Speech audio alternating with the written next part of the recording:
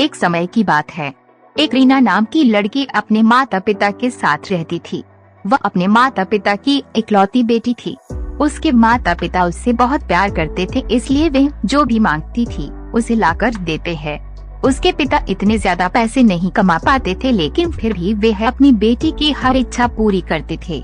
एक दिन रीना ने अपने पापा से कहा कि पापा, मेरी चप्पल पुरानी हो गई है, क्या आप मेरे लिए नई चप्पल लाओगे? पिता ने अगले दिन नई चप्पल लाने का वादा किया। पिता अगले दिन नई चप्पल लेकर आए। रीना नई चप्पल देख बहुत खुश हुई और चप्पल पहनकर पूरे दिन मोहल्ले में उछल कूद करती रही। शाम को वह घर आई और चप्पल उतार कर सो गई। अगली सुबह रीना वो चप्पल नहीं पहनती है और अपनी पुरानी चप्पल पहनकर खेलने चली जाती है। मम्मी से कहकर जाती है कि मम्मी, मुझे ये चप्पल पसंद नहीं है, मैं अपनी पुरानी चप्पल ही पहनूंगी। उसकी ये बात उसके पापा सुन लेते हैं।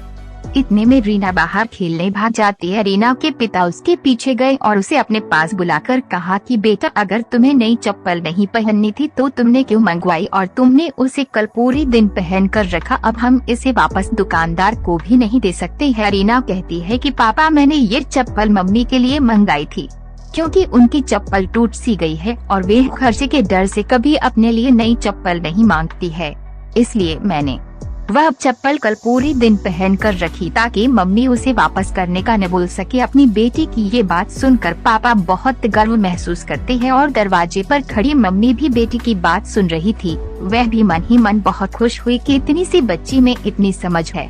दोनों माता पिता एक दूसरे के सामने देखकर मुस्कुराते हैं और बेटी को प्यार करने लगते हैं। हमेशा अपने माता पिता की मजबूरी को समझना चाहिए। तो दोस्तों, कैसी लगी मेरी आज की हिंदी कहानी, आप कमेंट करके जरूर बताएं। अगर आपने अभी तक मेरा चैनल सब्सक्राइब नहीं किया है तो जल्दी से सब्सक्राइब करें और बेल आइकन दबा दें ताकि मेरी हिंदी कहानी जल्द से जल्द आ सके। तो अब मिलते हैं आपसे दूसरे वीडियो में, तब तक के लिए जय हिंद दोस्तों।